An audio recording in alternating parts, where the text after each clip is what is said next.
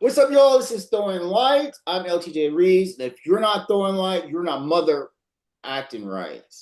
Tonight, I've got a special, we're here at a special night. We've got one of last year's IML judges and someone whose aesthetic I've been watching that I might start slowly adopting. I've been telling people, you've worn a couple of outfits that really am like, that's the direction I might go. But I'm not going to tell you what. I'm just going to show up dressed like you.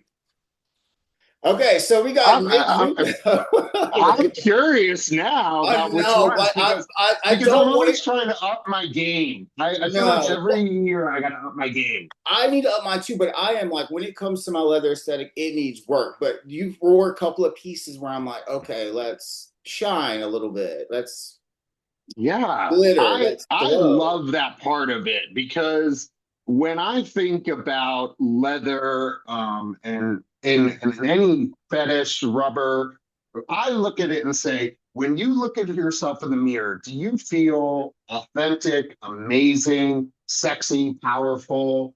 How do you want to look and feel? And if you put it on and you feel that way, that to me is like that's what it means. And so I like really enjoy putting a lot of detail into things. I like throwing a little flair into things. When I started in the community, I would take old Tom of Finland pictures and that were black and white typically. And I would start to think to myself, like, what colors, what would I like this to be for myself? What would make me feel really good?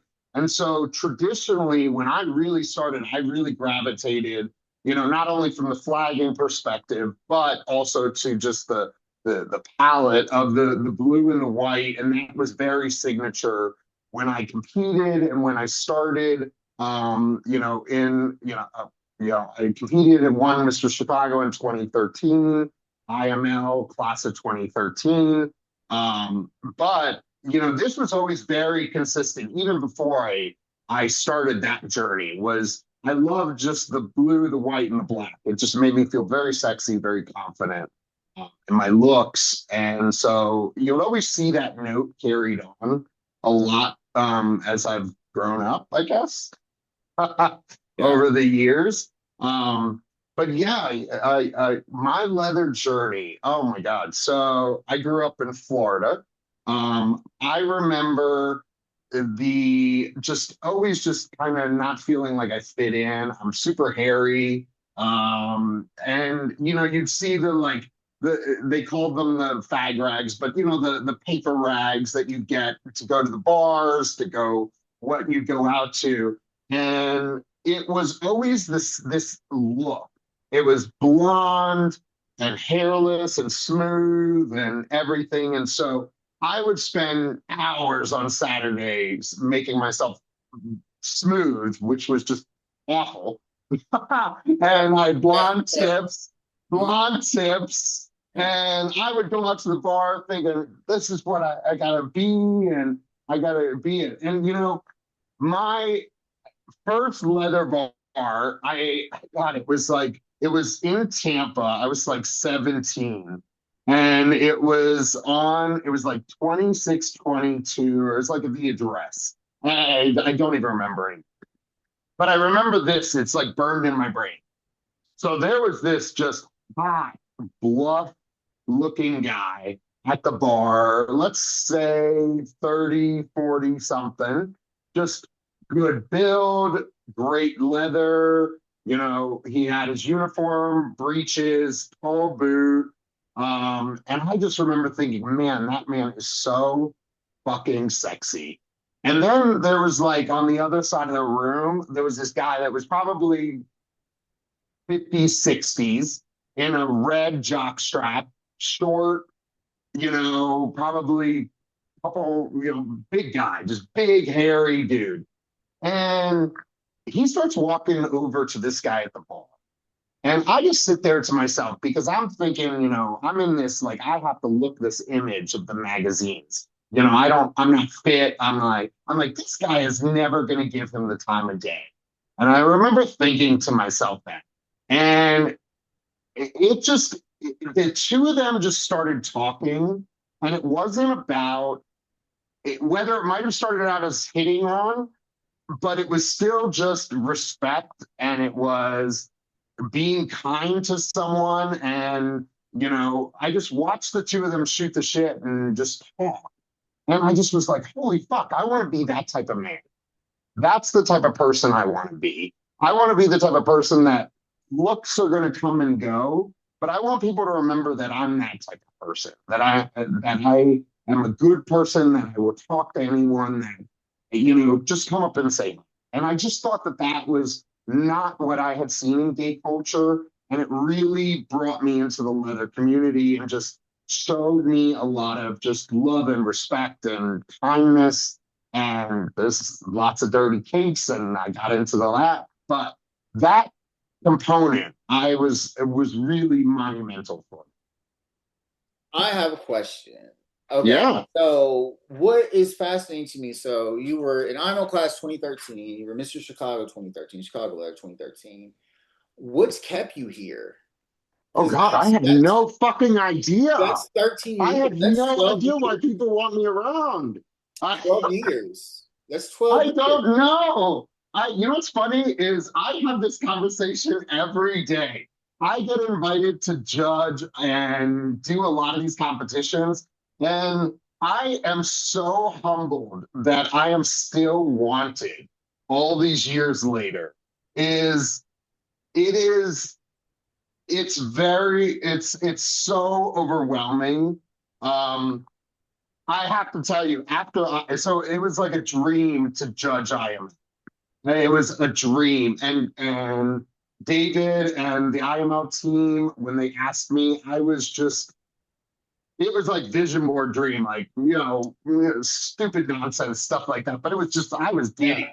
And for me, it was one, holy shit, all these years later, you've done contests, you've done a lot of other things, but the fact that they still want you around and you are making a difference, and people like who you are and appreciate what you say, that was so overwhelming to me, and just really really made me feel great. So I would say for me it's just been, I try to stay consistent with messages. I try to be receptive and learn, as we progress in our culture, in our community. I try to learn from others. I think this year we had such an international class, and what I can tell you from behind the scenes was it was an emotional fucking roller coaster. Um, just to the point where we all have these thoughts in our heads, but seeing someone stand in front of you from another country saying they have dealt with, they have been through, they are dealing with the same things that you've dealt with or that you are seeing going on in your own country, in your own home, it connected me even more, um, in a more global presence. And I was so overwhelmed with it, after 68 of these interviews. Um, it was so overwhelming that I did take the summer off, as far as socials, as far as interviews, as far as anything, just because it really was, I needed to decompress, because it was overwhelming in a good way, but also just you get, it was a lot. I have to say. I can I would imagine. definitely do it again, though. So then, I think it's important to have this conversation and talk a little bit about longevity, because I think so many people, and this has been in a few recent episodes, but a lot of people think that once IML is over, their lives are over. Oh That no. there's nowhere to go. That if you don't place, you have no future. And So, I say what you're saying. Go ahead. sorry, no, I'm cutting you off. I'm like just so ready to say it. You're fine. Um, Go ahead. you know, that could not be further from the truth, because IML is a snapshot of a weekend, and it is what you make of it. That So I can only tell you now that I've been through the whole process. I've been a contestant, I have been a handler, I've been a volunteer, I've been in the seats cheering people on, I've coached someone, I've done it all. And I will tell you this, it is what you make of it. There is always going to be a winner. There is always going to be a podium, and that's how it is. It's a snapshot of what you get shown on a weekend. Now, what you can make of that is the sky's the limit, and I think that that's where a lot of people lose themselves in it because for me personally, I was in the top 20. I was fifth in my group, so I didn't even podium. I am very close. So 54 brothers. I am very close to probably 30 of them still, all these years later. I see them, talk to them, ask them for advice. Um, and they've all taken on different roles in different ways. And, you know, they didn't have to be the winner. So, from a longevity thing, I actually told people at the House of Blues, at the victory party, when I saw people around, you know, and I guess this is just who I am as a person. I try to be optimistic. I love to love. I love to support people. I love to just uplift people and make them. That's what this community's brought to me. And if I can do that 1/10 for someone else, I will. And so I told everyone, I go, this is the start of an amazing journey that you have no idea where it's going to go. And I may be drinking the Kool-Aid, but now a decade plus later, I still have these familiar connections. It's with these my brothers to the point where they are close, if not closer than family to me.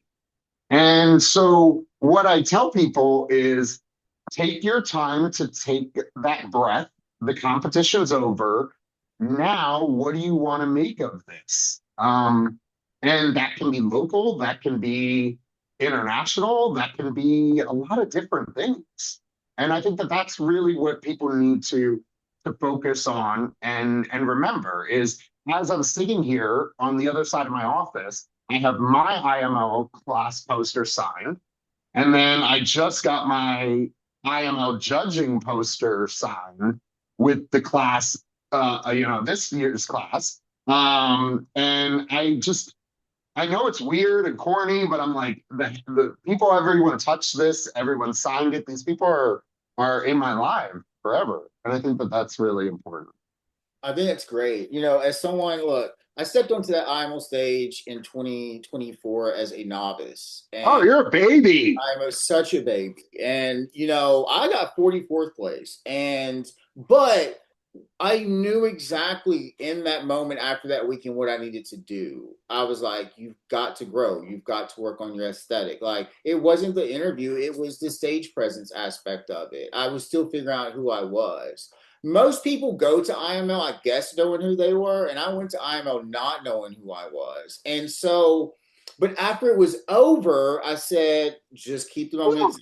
The best thing that could have happened to me, and I'd say this all the time, I pulled number one, and that helped my experience, Oh, elevated you it. were number one. Yeah, so it was the best prize that I could get.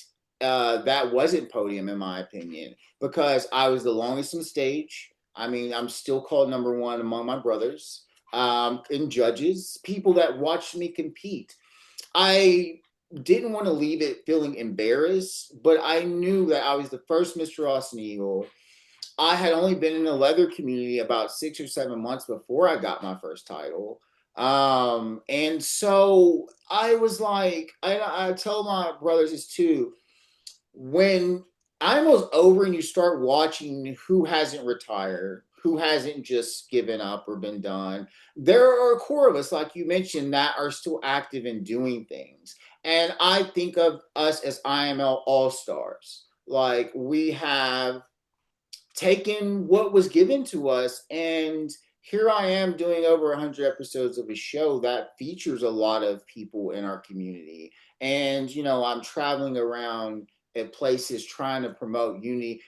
I worked for that, and IML was a snapshot. And that's what I said. This is a moment of what you can bring to the table on the stage, what you have. I fought with what I had. My first leather contest I competed with, I didn't have. They were all borrowed leathers when I ran for Mr. Texas. But I said when I ran for Mr. Ostingle, I'm going to have my own leather on. So the bottom line is, you placed fifth. I got 44th. It has not discredited who I am in the community whatsoever, and we don't talk about it because ultimately it goes away. And so, but we have people, and like I said, what's so great to talk about someone that has remained in this circle, in this family, is that there are ways forward. And I said, Lewis, before you get to IML, know what you're going to do moving forward, because it is most likely you're not going to win this competition, even though people were saying I was going to make podium. But it was on what I was bringing to the community. It wasn't about my performance. So I applaud you. I applaud you for keeping going, because even when you make top 20 or the top, I don't think that, for some people, that's all they wanted. They got that, then they're done. And I have even more respect for my brothers that did make top 20, that are still in this fight, that are still going around talking about unity. It's not all of us, but it's enough of us. You know what I'm Yeah. saying? Well, and here's what I would say is going back to you are at the beginning of what can be an amazing ride.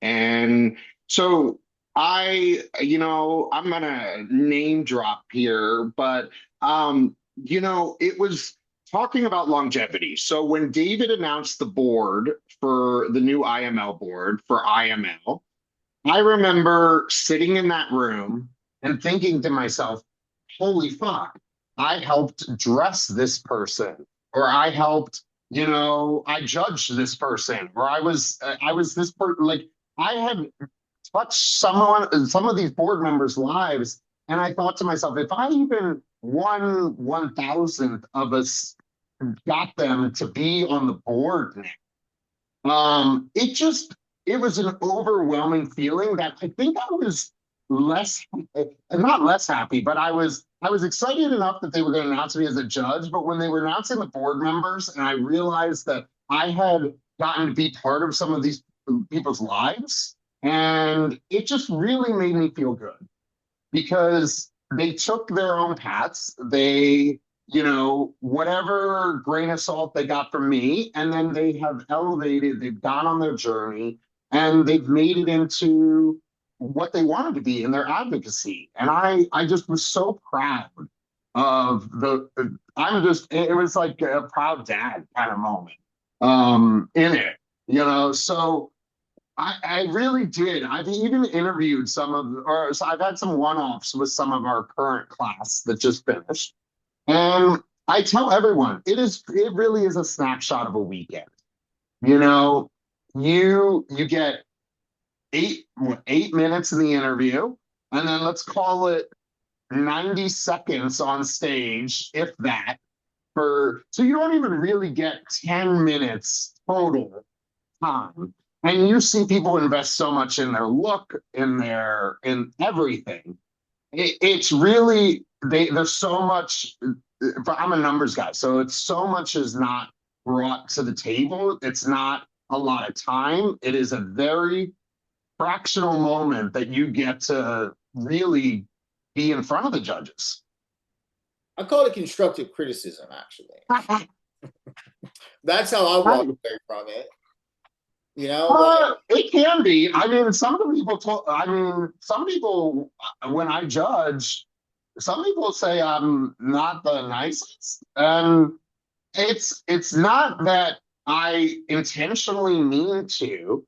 What I try to get out of people, though, is I can tell they are trying to hit a note, or they are trying to tell us something, but I just want to say, just tell us, and I can't. And so a lot of times what I've learned from judging the competitions is people go into the interviews and they get startled, and then they get startled, and that just throws everything.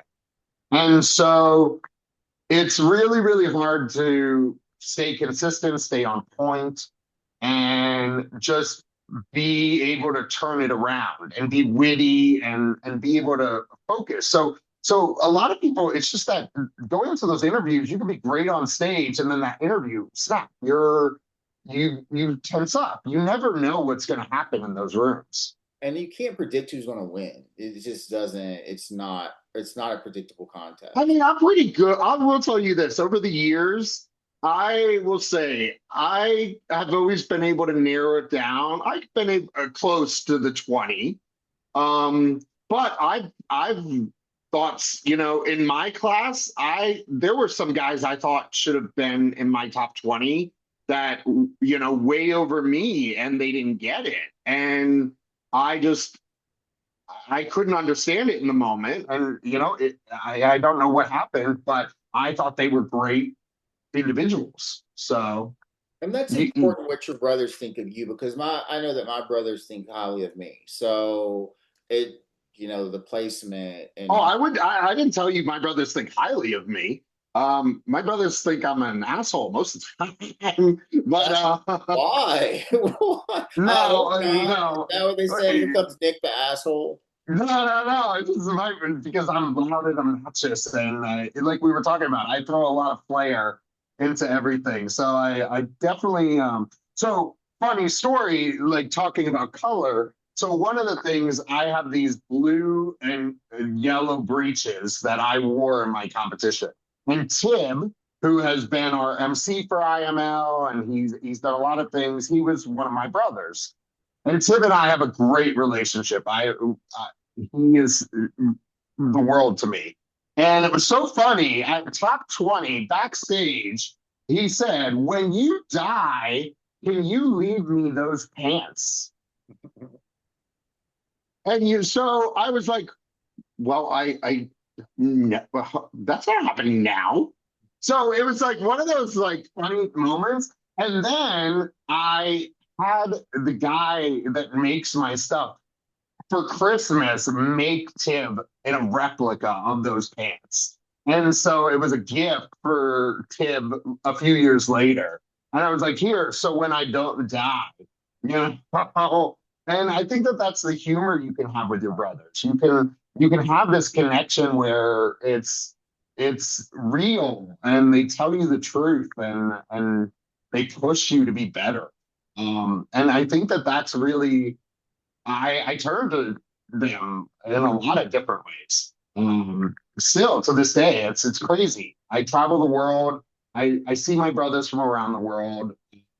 I'm very close with them, and it's just great. It's like picking up from where we started. Yeah, it's like, and then you've got international. I mean, like I went, had my birthday, and then earlier this month, I went to Manchester to meet up with one of my brothers, Oh, Tom. were you there for the Leather Week? Manchester Leather Weekend. Oh, I've always wanted to go. I've heard it's a blast. I've I'm gonna go heard back people are next year. great.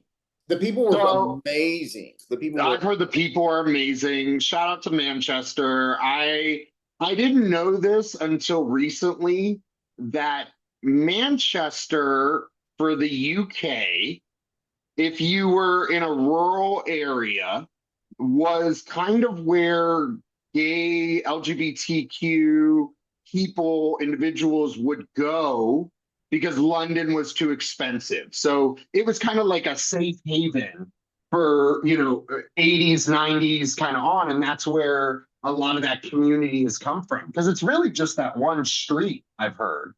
But the it community was was very a welcoming. lot. Well, it's like Yeah. it validated my work and my experience as a leatherman, because a lot of people knew who I was still going over there in Manchester, and so inviting, wanting me to be a part of things. It just really it was a moment where I'm like, fuck, dude, you are an international leatherman. You've done it. You're here.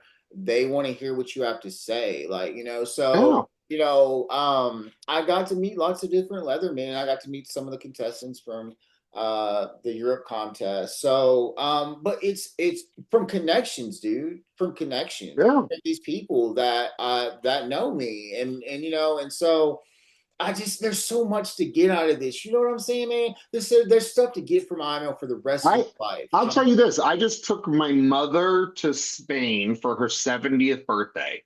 And our birthdays overlap, but When is your this is birthday? September 5th. I'm a Virgo. So I need to get the Virgo energy. Is that a good thing? I don't know. Virgos and Scorpios, dude, are like this. No, Oh, is like that how it if works? if Okay. we want to get to the bottom of something, we'll get to the bottom of it for sure as a team. Like Oh, for I'm sure. telling you, I'm Like like Nancy fucking Drew. I'll we will find out. investigate the shit out of somebody if we need to. Like we will. Background check. So, so I was there and I told so I had a friend of mine runs like a kind of travel agency, but he's a gay guy. So he like booked everything. So I told him, I go, I'm 2 weeks on Spain. I gotta be gay some of the days with like I just gotta get away from my mother. So we were in Malaga, and so I went out to Torremolinos and sat on the beach and gay. And then where were we? I think I took oh my God, I just remember this. I took my mother to Boxers in Madrid, and she was in Boxers as I was trying on stuff. Is So that a gay men's clothing store or something? yeah, so they have it. It's Boxers Barcelona. It's like a leather gay clothing store. They have it in Berlin, I think. They have it in a couple of different places. It's a European like gay clothing slash leather store.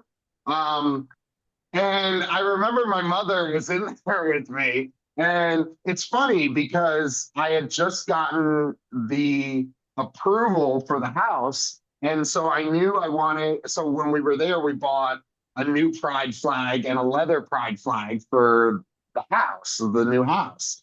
And so, yeah, so we were there, but so when we were in Barcelona, I went out to Sitges and my brother who was Mr. DC Eagle, Nigel, who lives in New York. Him and his partner, Dean, I bumped into in Sitges. Like I was there for one night and I bump into them in the streets. And it's that type of connection that all these years later and different classes later, if you stay involved, you really are part of this network group family that is just there for you. And it's just like, oh my God, what are you doing here? Like, I love you. So I think that's, and again, going back to what you said about longevity, it's what you make of it. And It's this exciting. is, That's exciting. yeah. It's really exciting. So, Nick, since you're so experienced, I guess you get the heat turned up a little bit now. Talked How about so? you. Let's talk about how you think. All right, Nick. So this is the deal. Like, what has been like the most important issue for you that you really am like, I'm zeroing in on this. It bothers me. I want to make a difference. Like, what gets you riled up? What gets you fired up? Ooh, fired up. Fired up.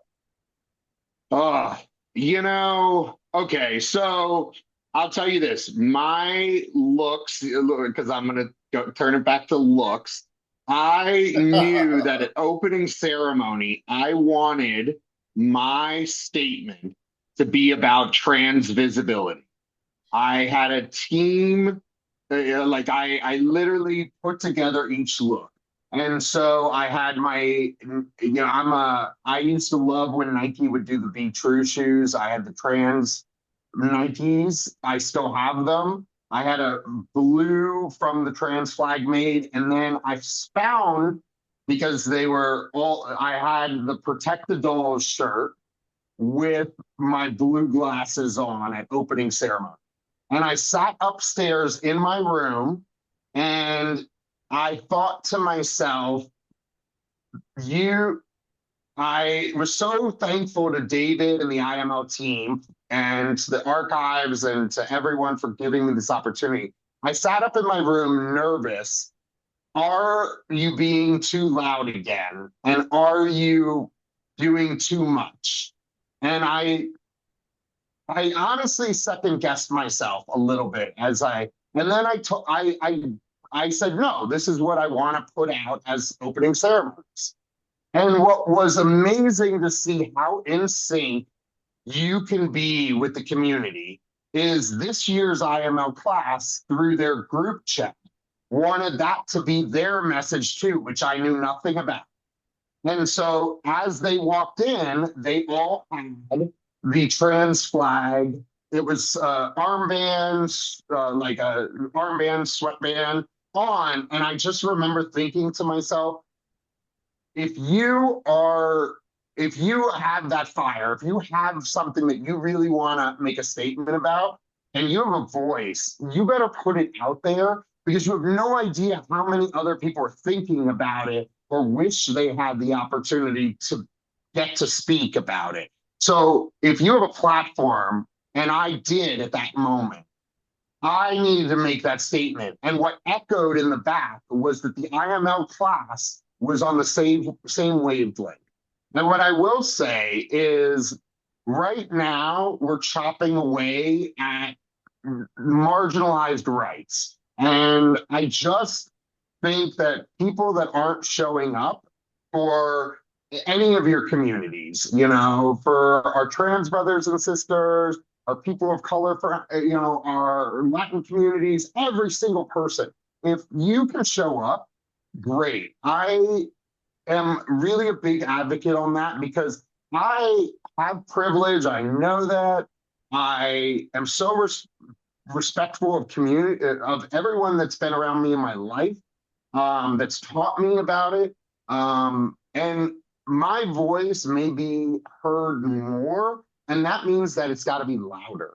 And so I'm a big believer in that because if we start chopping away at trans people's rights, then on November 7th, we're coming up to gay marriage rights. And let me tell you, I grew up Catholic, assuming I was never going to be allowed to get married. I told myself, you know what?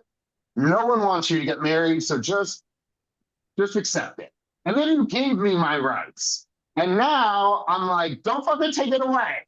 So, you know what? If you would have never gave it to me, I probably would have still been like, you know what? I just grew up knowing I could never have it.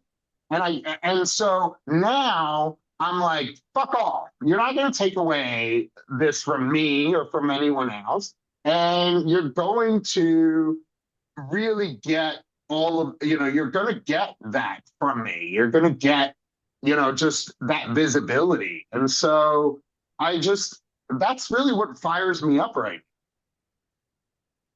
Okay. So you brought up a really great point. There's actually three here. All right. now. So Okay. Yeah. Let's knock most them out. what's the point? So the most important point to needle out of you is taking back rights. And I keep trying to tell people that the circumstances of what these hateful people are trying to do right now, so much has changed in society that they're coming after 300 million people, infecting 300 million people. Okay, there weren't 300 million Americans in the 1930s. There wasn't social media. We can see what's going on in other places. We can project our truths to what's going on in the world. But one thing I say, you can't, Americans have always fought to be given things and rarely has taken things back worked out. I mean, they tried to legalize alcohol. Remember that? And that was a bad thing for many reasons. Prohibition. But you're gay. Most of America could give a fuck about two people getting married, and that is the truth because it doesn't It is the affect. truth. And so we have a group, a culture People want of their people. food stamps, not to take away my marriage rights. I mean, and that's the thing, or build an extra wing to build a ballroom on the White House. And none of it makes sense. And it's Yeah. stupid. They've taken this cultivist alternate universe that they're trying to push on everyone. And this has to go left at some point. And I don't mean that politically, but well, No, I think that we just as a culture, I think we've been so here's always been my take on it. I think that people are oversensitized and overstimulated to the point where they believe that if it's not in their universe, in their mindset, that it's only about them. And that is not what it's about. Your rights end when they start infringing on other people's rights. And so that's what I get fired up about is yes, you do have the right to, free speech, but not when it's hateful. Like, and it starts infringing on the rights of other classes.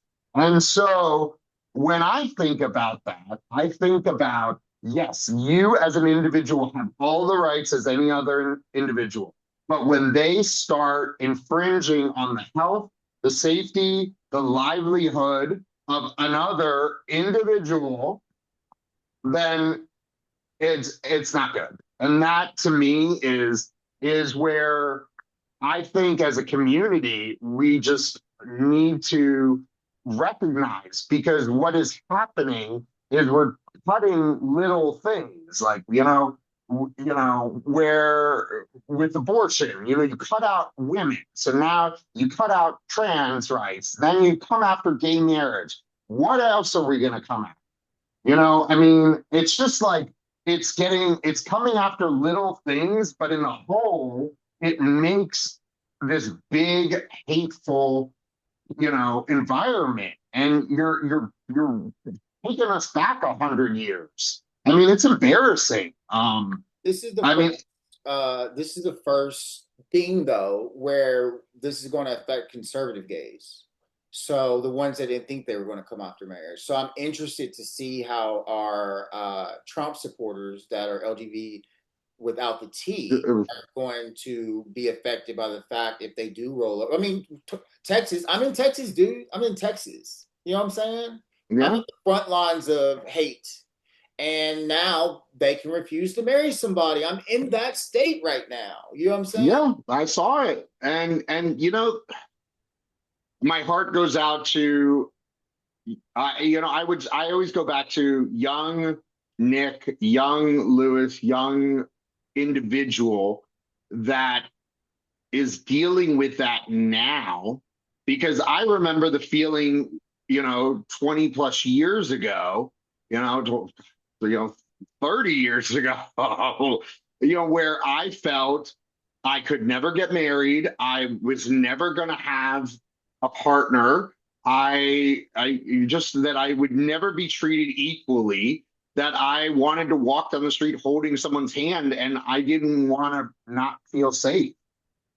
I've been in situations where I have had people, yell things from a car, walking down the street, and I've been in those situations, and I thought we were progressing as a society, and it's just like I said, it's show up. I think right now the biggest thing anyone can do is show up. So, and what I mean by show up is if you have an Onyx chapter that's doing something. So Mustafa here and some of the Onyx people here have been so good to me. I was this little tiny scrawny white boy and they did a fashion show for Onyx. God, like 15 years ago. And I remember they invited me, and I was like, oh my God, am I, like, I just didn't want to, I wanted to be so respectful. And I remember I just was so welcomed and I was treated as an ally. And what I took from that, though, was I had to listen and be aware of the privilege that I had, where it was 1,000 times harder for someone, a person of color who is going through what I went through, with social stigmas and everything else. And so I really, really focused in on that. And I still have really good people in my life. that still constantly educate me on these things. And so I really it's all about growing and learning and stuff like that. Somehow you managed to answer all those questions that are the points I wanted to make. So you're doing really good, by the way. Well, so I will touch on this too. So one of our contestants, we had our first contestant from the Philippines this Yeah. year.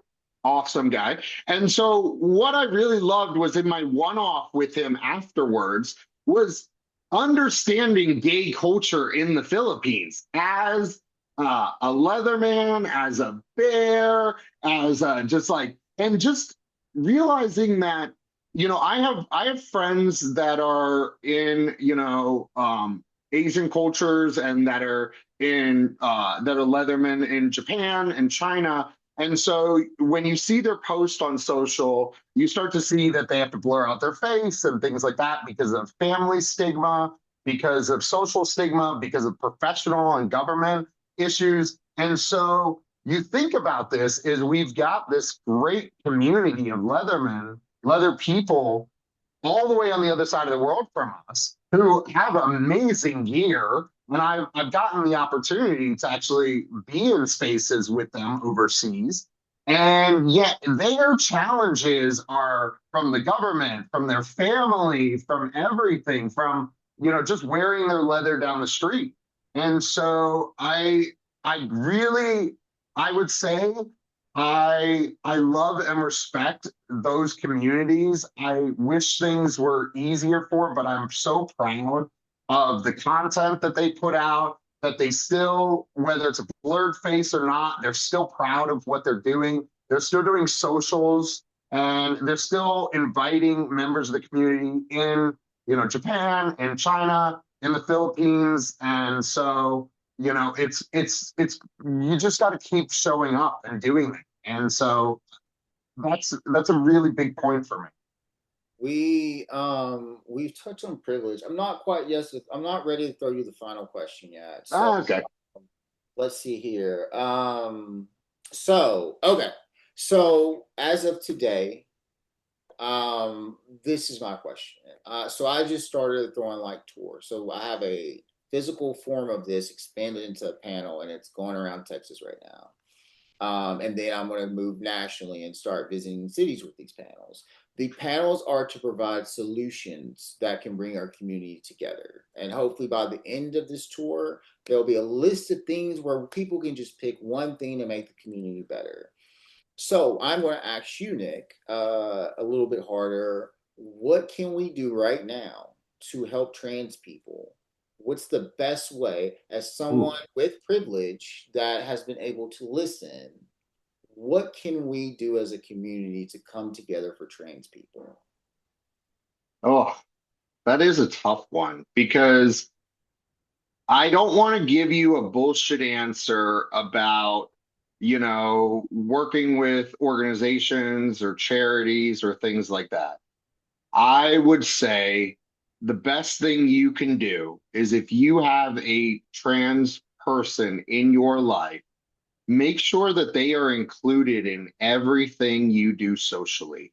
Make sure that they know that they are welcomed with you going out to the bar, the movies. I'm not saying you're adopting someone, but if someone in your life is trans, make sure that they feel comfortable and safe, and you're standing next to them. And I think that that is when you magnify that by just the amount of IML brothers we have, when you magnify that by just our community members, if you just were there supportive of one person, I think that is going to make a difference for them as an individual.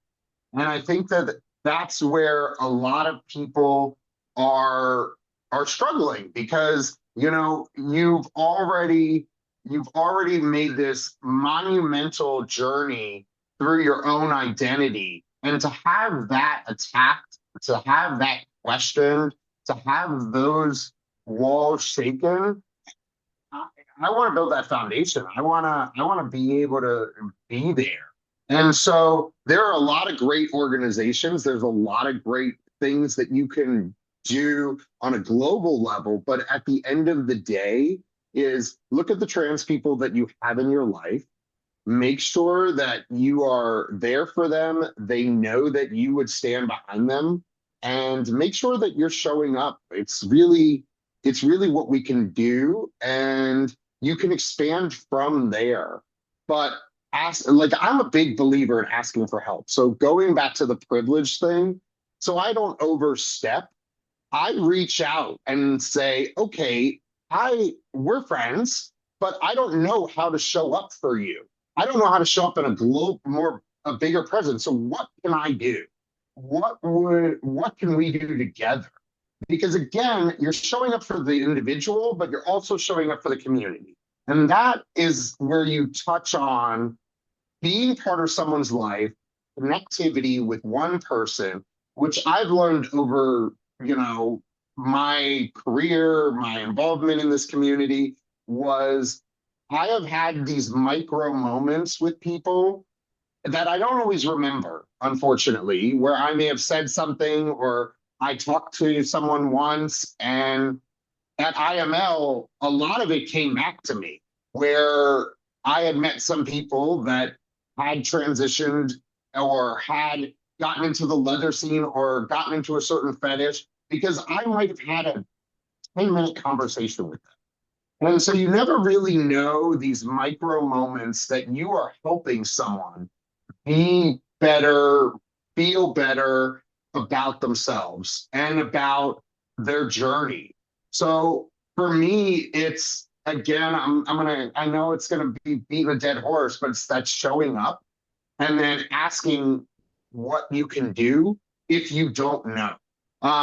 So I work in finance. I've worked for some big companies. I have run smaller private companies. I remember, God, like 8 or 9 years ago, I was with a big corporate company and everyone started using pronouns in their signature lines. And I had a lot of straight male finance bros come up to me and ask me. And I honestly said at the moment, because it was still something newer at the time, I said, because again, they assume I'm gay, I should know all of this. And I remember saying to them, I said, I can tell you what I know, and I can tell you where it's coming from.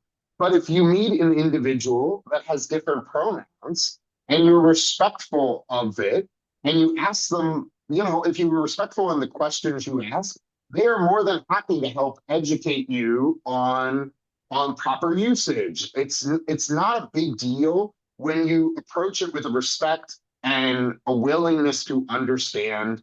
And I have learned that that is key with any group that you don't know, or you don't know everything. That is really awesome. I love the way that you're speaking about things, and it's like you know exactly what to do. So that's great. You're coming off like you know what to say and what to do. You're passionate, It, you care about these things. it took Oh, me a long time to be this guy.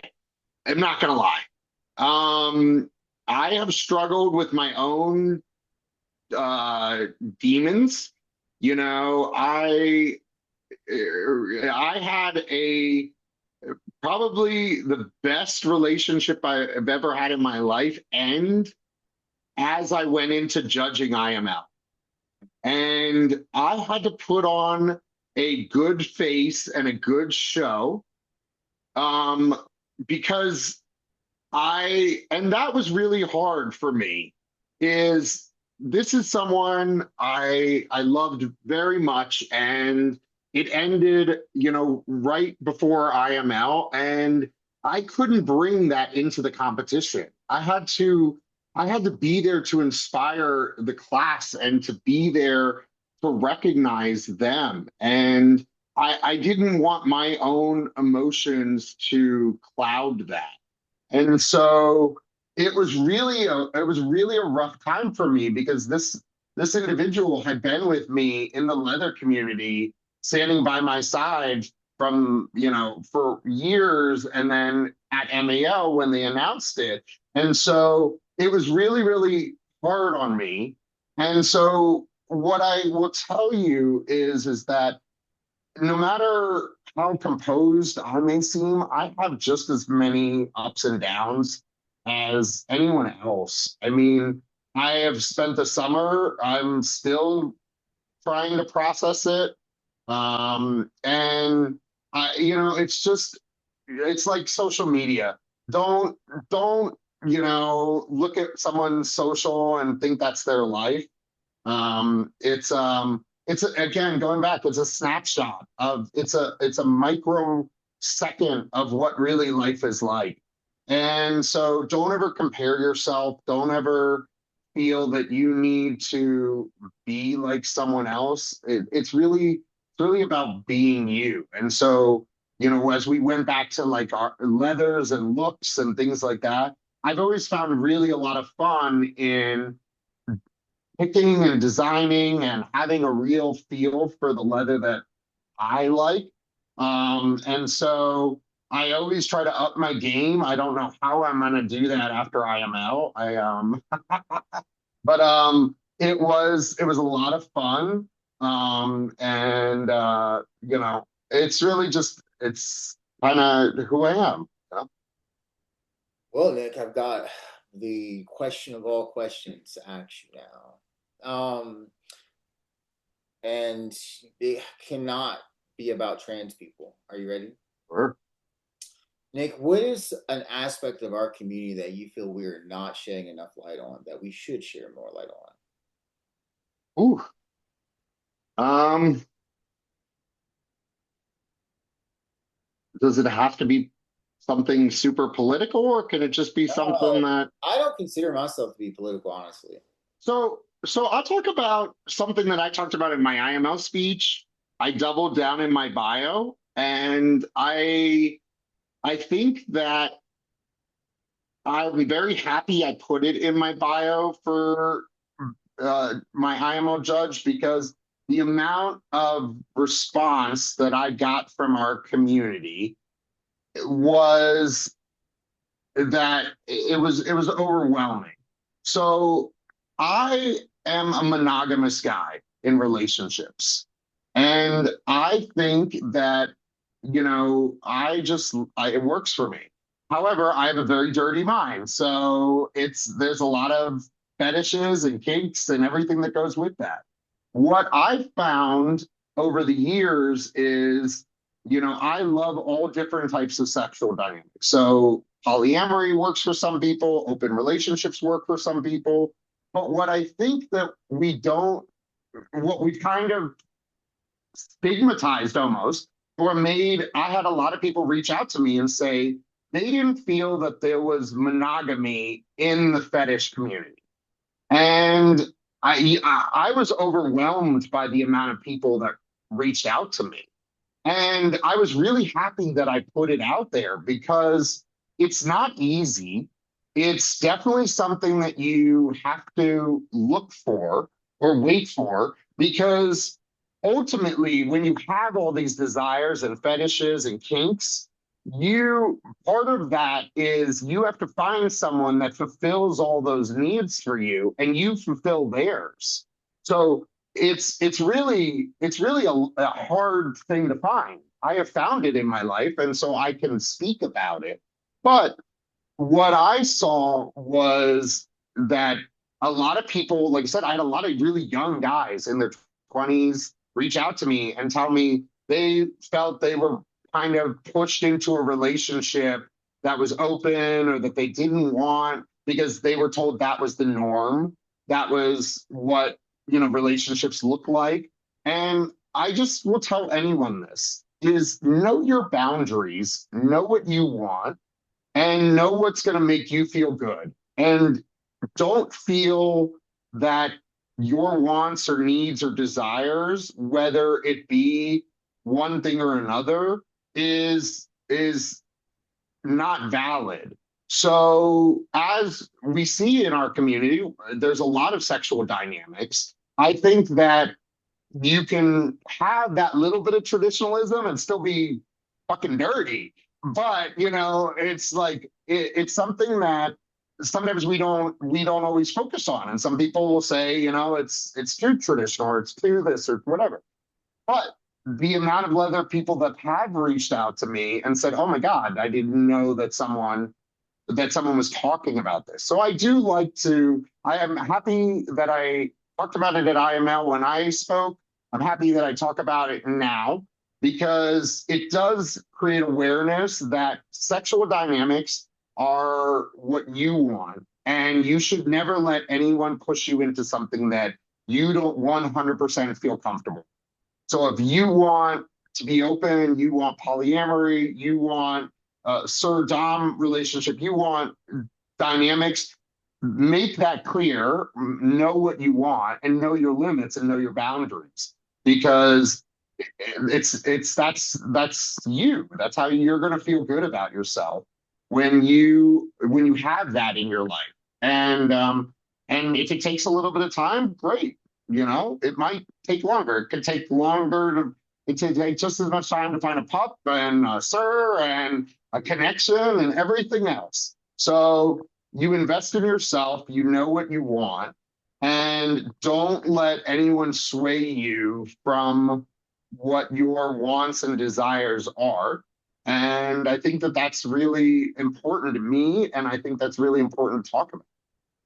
And you are the first person to talk about it so on this show. So congrats. You bring up a lot of I'm, I talk about it a lot, unfortunately. well, the But, thing that it has I, me I, thinking that are some things that I am allowing in my life really authentic, and you bring up some really good points because there's a lot of things that I'm not into. And I just try to be supportive of the people around me, but me myself don't want to participate in. I'm not, I don't know, that's a whole other conversation. But that's the thing is, so it goes back to be supportive of that person. It might not be your thing, but like don't kink shame, don't of don't course, body shame, don't do anything like that. Even in our heads sometimes we're like, oh, I would never do that. Just you don't even need to say that to yourself. Just say, it's not my thing. I love that but being for okay, like I felt like sometimes people feel like they need to ask for permission for that to be okay. Like it's okay to not go to a sex party. It's okay to not do all these things. And so I think this I conversation, think what at least this part, broadens the idea and helps people that feel that, like you said, that it's the norm or they're being pushed towards something to be like, you know what? It's okay for me to want these things and want to go in this direction. yeah, I mean, I'll tell you, I, I've had a lot of sex in my life. And I just know what is more meaningful and what's good for me now and what's better. And I like that connection, that singular connection when I find it. And it's worked for me. And I, I really do think that a lot of people get peer pressured into, well, everyone's going to the sex party, or the amount of times people have tried to convince me to get naked at pool. I don't want to be fucking naked at your pool. I want to be in a Speedo. I think a Speedo is sexy. I don't want to see my old man balls out dangling around at the pool. Let me tell you something. You go to a naked beach, half the people naked there you don't want to see. So I don't want to be that guy. So I'm a Speedo guy. I'm like I want to, leave me a little bit of imagination. So, but here's the thing. I had some people like always try to convince me to get naked at the pool. And I was like, but this is a cute Speedo. Like, they're just gonna see my ween flopping around. So That's so again, it's do what you want and do what you feel comfortable with because you will chip away at yourself. And this is what I talk about, and this is what I'm a big advocate about, is you chip away at parts of yourself when you sacrifice those wants and desire. I've seen it in friends' relationships when it came to one wasn't into the leather and they wanted their partner to be, and it's just really, you have to have those conversations. You have to be willing to talk to someone, especially if you love them and you're in it with them, and you just know your limits. It's cool. I go to a lot of these events and I get no dick. Uh, and I'm okay with that. I get to see my friends. I get to hang out. I will still wear a pair of chaps because chaps my favorite. And you go and going back to what I talked about originally about who I was as an individual, I did not like the person that I tried to be. And so now I know the person who I am. And I want that for everyone. And I want people to feel good about themselves. That's perfect, Nick. Perfect, perfect, perfect, perfect, perfect. I don't have anything else for you, but I guess that brings us towards the end of Throwing Light here. I appreciate this amazing work that was done in this conversation that I had with you that is going to help so many people. Well, Um, thank you for having me. of course, I'm so glad we got this opportunity to do this. Um, like I said, you're bringing a lot. This was a phenomenal interview. So I guess the only thing left is to close the show now, and I'm gonna leave that up to Well, I think that's on me, right? yeah, it's you. Okay, well, if you're not throwing light, you're not acting right. So, There you go. There you go. You got it. Perfect, perfect, perfect. All right, y'all. Thank you so much for watching this episode. This has been Throwing Light, and we're out.